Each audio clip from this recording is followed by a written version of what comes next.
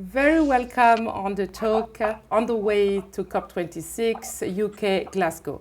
I'm Her Royal Highness Princess Abze Djigma, and it's my great honor to be with you today. And the conversation will be fantastic.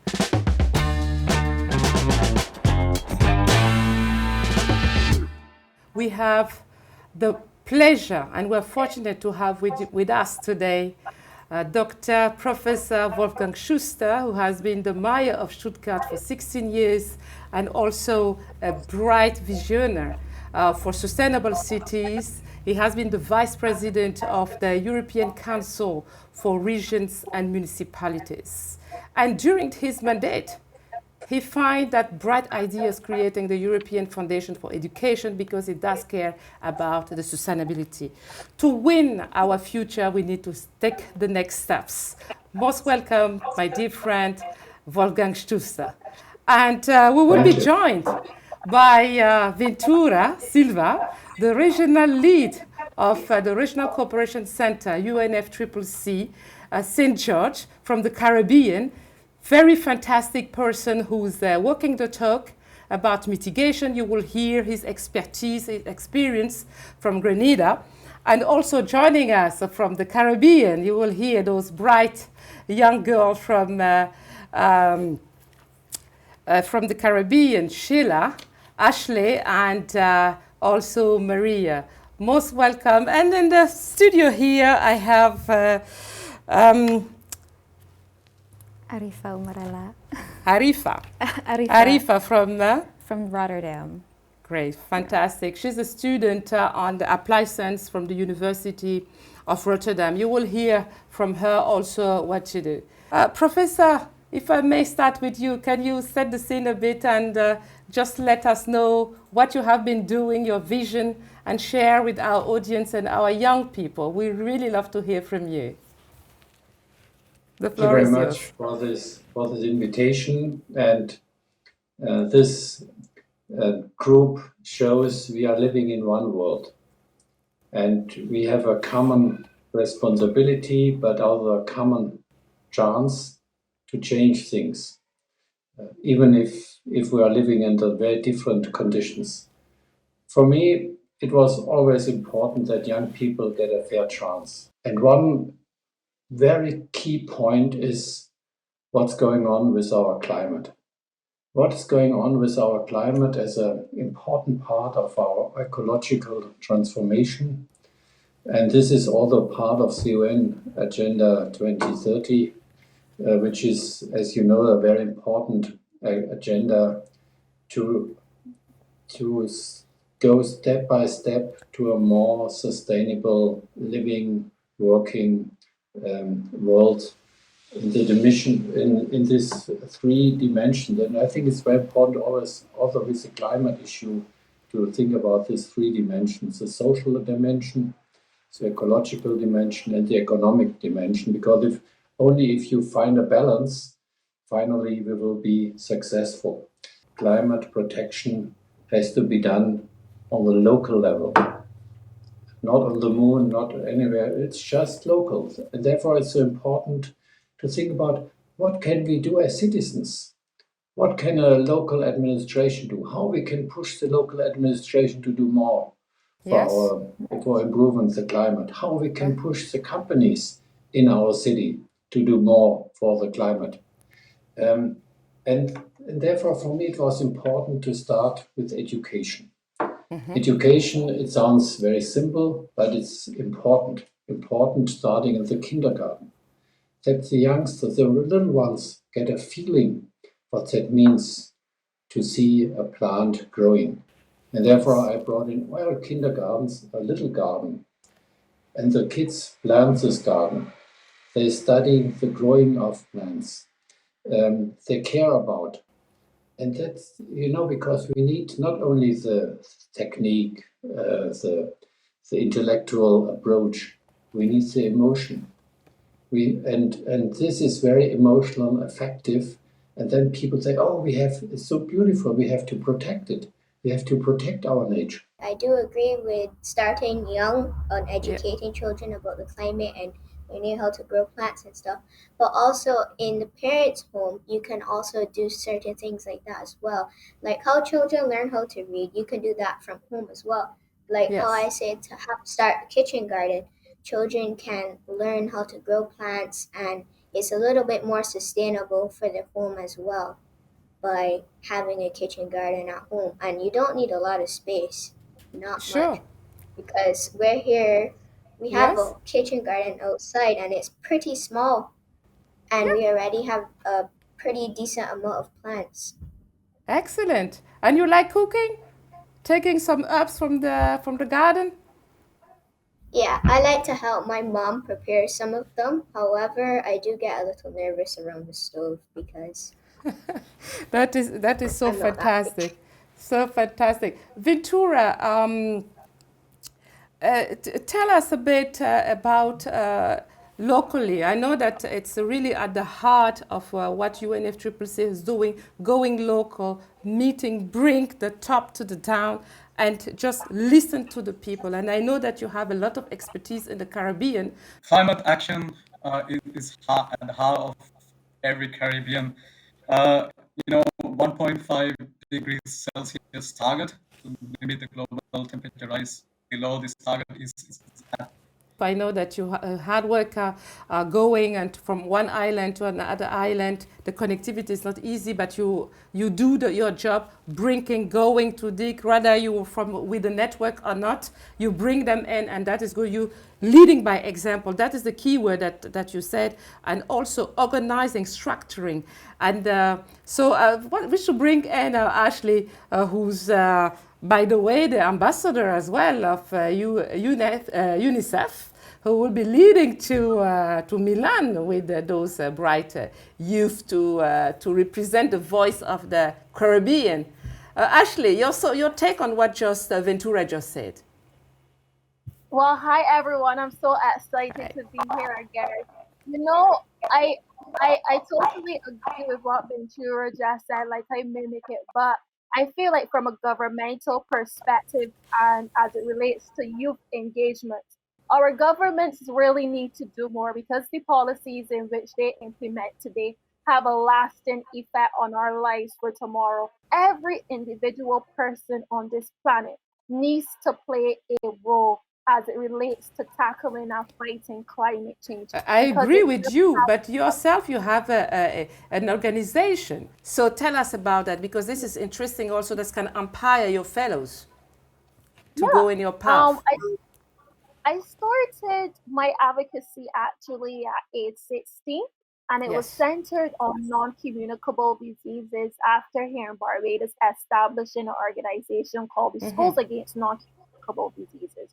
But after doing my research and interacting with different experts and young advocates, we realized that there's a distinct correlation between health and the Yes. environment, and that's Yes. basically how healthy and environmentally friendly youth, which stands for HEY, campaign was formed. So the HEY campaign is a Caribbean initiated campaign on climate change and health with a Okay. global outreach seeking to build bridges between youth in the Caribbean and around the world. Oftentimes, as young persons in the Caribbean, we are often not connected to Yes. youth from across the world. So that's what really makes the campaign special. So as a group of young persons, our vision is to create a generation of young people committed, and note the word that I'm using, committed to adopting healthy lifestyles Excellent. that are both healthy and environmentally friendly, and also leading global advocacy efforts to build inclusive societies. And you know, So guys, you're already on the leading share. You're already on the seat. So you show and say, well, we are on the driving seat. We know what to do. First of all, don't wait for the government. Good. Do yourself something. You know, it's always easy to say, oh, yeah, the government decided something and we wait till the government is doing something. No. In our democratic system, we, the citizens, are the active. And we can create NGOs. We can, for example, the question of energy supply, how we can change it. Very simple. For example, we have many cooperatives to change the heating system and in schools, for example. We need heating, you need air conditioning. But the technique is the same. You have to use solar panels to reduce fossil energy, the consumption of fossil energy. Very simple. You can do it. Make a cooperative in your school and organize it. Or change the insulation of buildings, school buildings. There are many good examples what you can do as citizens, organizing yourself and being a strong voice and a credible voice. Because if you just say, "Oh, I wait for the government should decide," no, we do it. We are the citizens. We are part of the local governance system. Arifa, Yes. your thought on that? You have heard from your sisters from the Barbados, and you and your, with your study at the University of Rotterdam on applied science, and also your future job that you would like to do. What we should be doing, but what you heard from Vintura, Maria, Wolfgang, what we should be doing, and what is your thought on that? I've been thinking a lot while listening to everybody, and I think it's really, I think we can all agree that it's really important to care about the climate, but a problem I've been seeing mostly around my generation is there's like a very big lack of genuine concern about the climate. And I think that while it's really good to start young, I think it's really important to just keep implementing it even till this day, because and even in online spaces, people of my age, there's either two approaches, either very nihilistic ideologies where they're like, it doesn't matter, we're all gonna die, I don't need to raise a family because the climate is going downwards. And then there's the type of people who really want to help, but they're seen as more extremist in a way. They're more active and therefore casted out within communities because, oh, you're over exaggerating it, it's not that bad. And I think with Dutch, because we live in a very privileged country as in the Netherlands, they don't really see it as a big problem because it doesn't affect them in this way. So it's really interesting just to hear from my perspective at least, because I think we all know how bad it is, but I don't think many youth consider it a problem, even though we're only 10 years away from trying to reach the goal of the responsibility goals, sustainability goals, you know. So I'm just very overwhelmed with all the information I'm getting. Today we have social media. It's very easy. It's very easy to show good examples. What you're doing in the Caribbean, what we are doing in Stuttgart, what we are doing in the Netherlands. So it's so easy to demonstrate it's possible. You can do good things, and at the same time making a pressure on the public sector. Because you can say, well, let's see, it works. It worked there. Why it's not working here? What can we do that it will work? So I think it's so, today, thanks to social media, it gets so easy to be connected and to create such an alliance for climate action, which was never in the past possible. And therefore, I think it's so important to say, let's create this alliance, and then we are powerful. What Wolfgang just said to us is just, you can just, that is a great idea. That is one of my takeaway. Start making a cooperatives in your own school. This is obvious. Let's go, all of us do it. You don't need to, but from tomorrow, your school, whether it's primary school, high school, university, you start a cooperative, you have shares and your cooperatives, and you start doing that. That by doing so, you also can push the wheel in terms of policy, as he said, then the policymakers will jump in and start doing. So Maria, I like once what you said. I can't imagine why people cannot enjoy when in the morning I open my window and I see this. That's what I'm protecting, my coastal.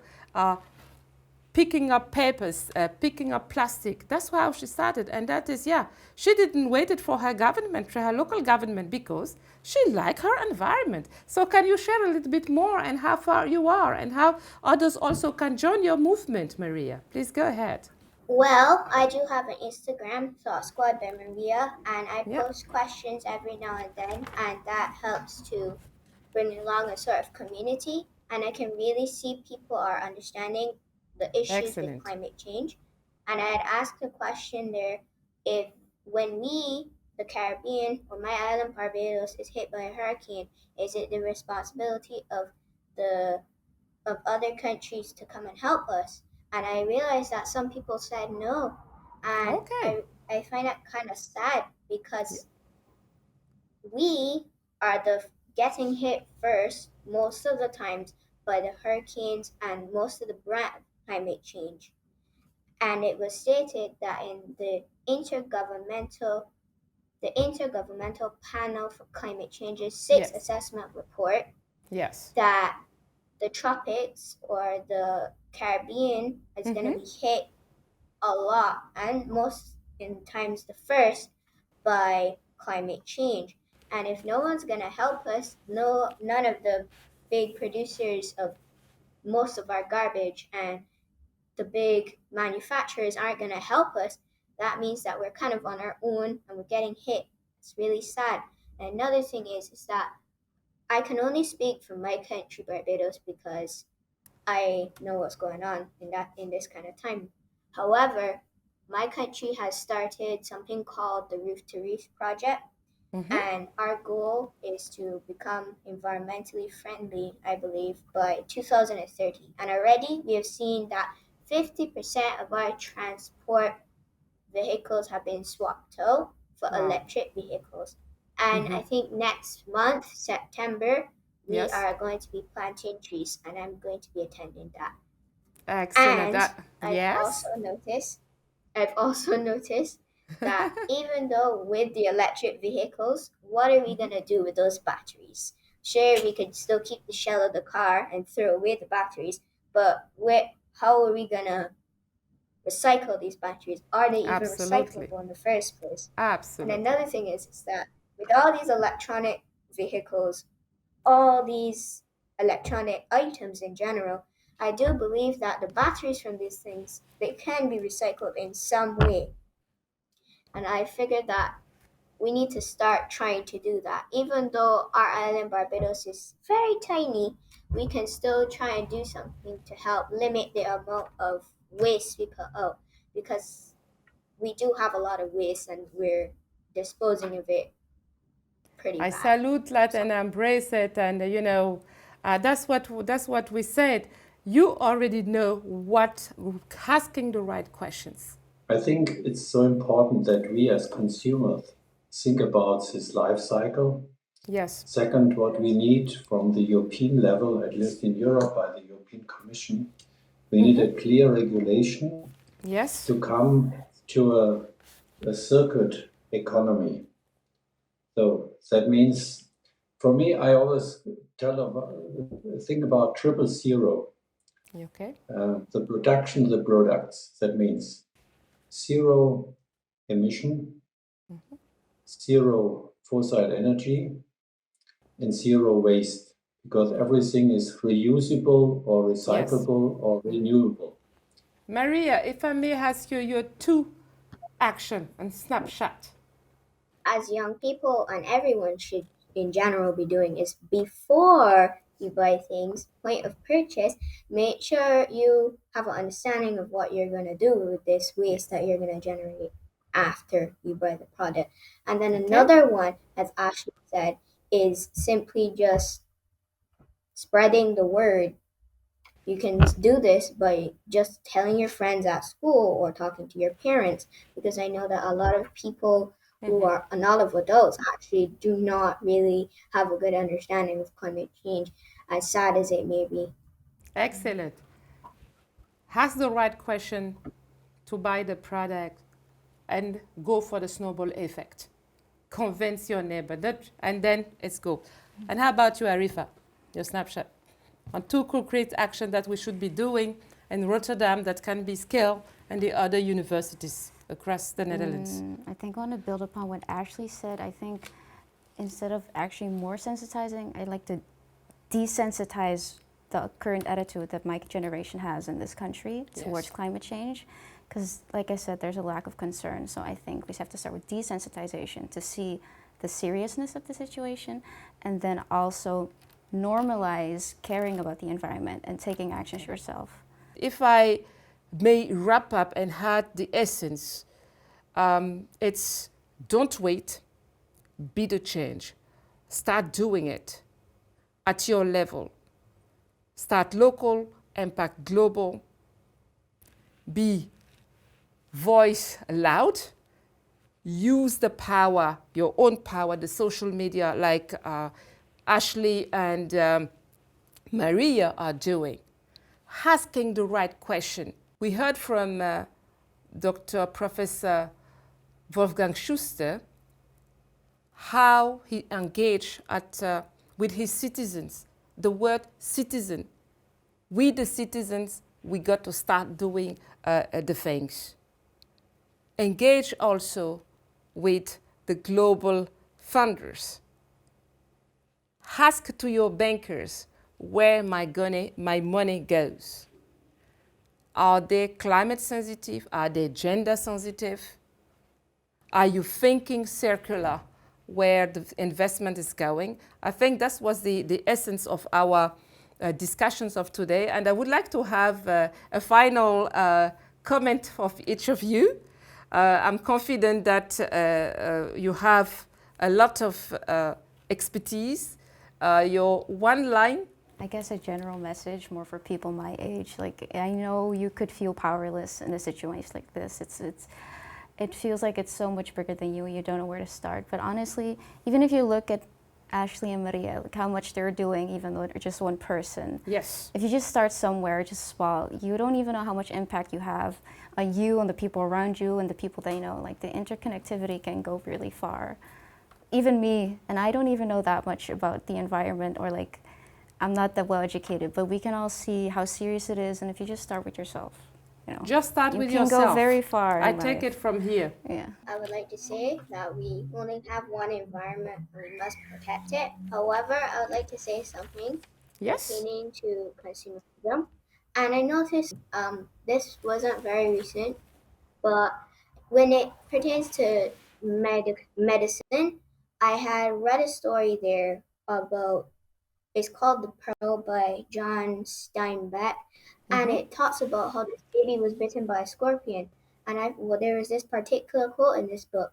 I'm reading it for school, by the way, and it had spoken to how the baby's scorpion bite was treated by a natural thing. The mother went to the ocean to pick some brown seaweed and made it into like the kind of mash and put it on the baby's shoulder.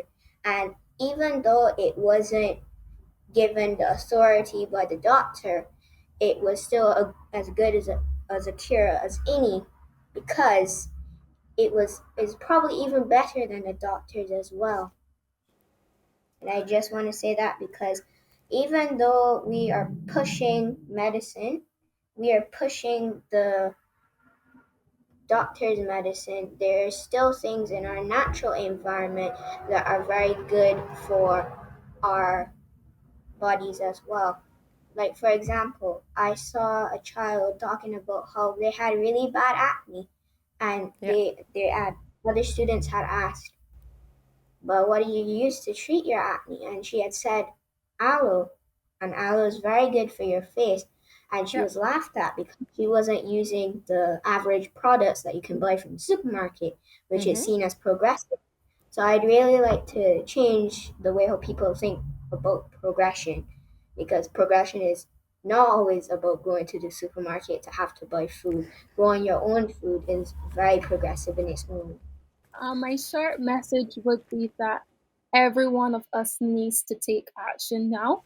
And when we're taking action, ensure that our messaging is gender sensitive, it is inclusive, to include persons that are living with minorities and with disabilities, and persons from minority groups must also be given a voice. as it relates to addressing climate action today. We are part of the same bowl. Thank you for that. It was my great pleasure to welcome our guest today for the episode, and I look forward to other discussions with you. And thank you so much for watching us. Stay tuned. I'm Her Royal Princess Abze Djigma, and I look forward to collaborate with you. What you're doing is important, and we're grateful for what you're doing at your level. Thank you for that. Thank you for Mother Nature.